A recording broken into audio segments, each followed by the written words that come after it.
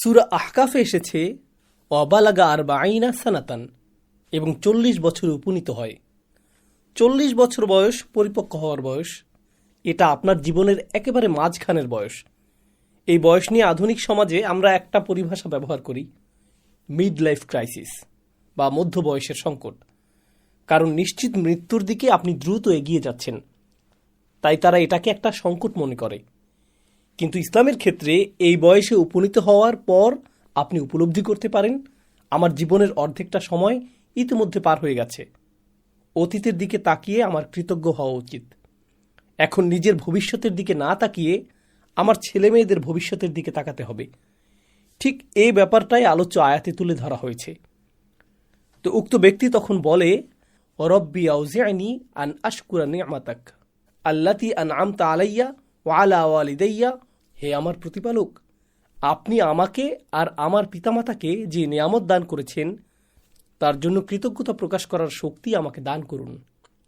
ইয়া রব, আপনি আমার প্রতি যে কল্যাণ দান করেছেন এবং আমার পিতামাতার প্রতি যে কল্যাণ দান করেছেন তার জন্য আমি আপনার নিকট চরম কৃতজ্ঞ।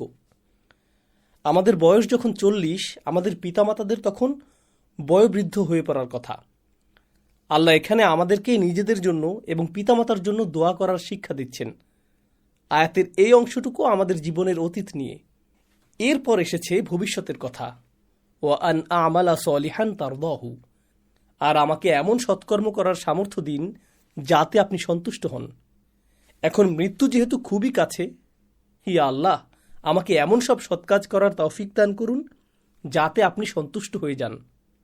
ওয়া আসলিহ লি ফি যুররিয়াতি, আর আমার সন্তানদেরকে সৎকর্মপরায়ণ করে আমার প্রতি অনুগ্রহ করুন। আমি আমার সন্তানদের এবং তাদের পরবর্তী বংশধরদের জন্য দোয়া করছি। আমার জন্য তাদেরকে সৎকর্মপরায়ণ করুন। আমি তাদের কারণে তাদের জন্য উদ্বিগ্ন নই, কারণ আমি জানি বিচার দিবসে যখন আমি আল্লাহর সামনে দাঁড়াবো তখন আমাকে জিজ্ঞেস করা হবে, তোমার সন্তানদের কিভাবে বড় করেছ। যদি এই কাজ আমি ঠিকভাবে সম্পাদন করতে না পারি তখন তারাও তাদের সন্তানদের সঠিক উপায় বড় করবে না।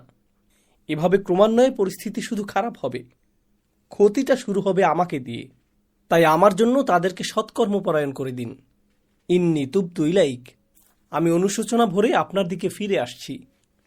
ও ইন্নী মিনাল মুসলিমিন, এবং নিশ্চয়ই আমি মুসলিমদের অন্তর্ভুক্ত। এর পরের আয়াতে আল্লাহ বলেন, উলাইকাল্লাযীনা নাতাকাব্বালু আনহুম আহসানা মা আমিলু ওয়া নাতাজাওয়াজু আন সাইয়্যাতিহিম ফি আসহাবিল জান্নাহ ওয়াদা সিদকিল্লাযী কানু ইউআদুন। এরাই যাদের উৎকৃষ্ট আমলগুলো আমি কবুল করি এবং তাদের মন্দ কাজগুলো ক্ষমা করে দেই, তারা জান্নাতবাসীদের অন্তর্ভুক্ত। তাদেরকে যে ওয়াদা দেওয়া হয়েছে তা সত্য ওয়াদা।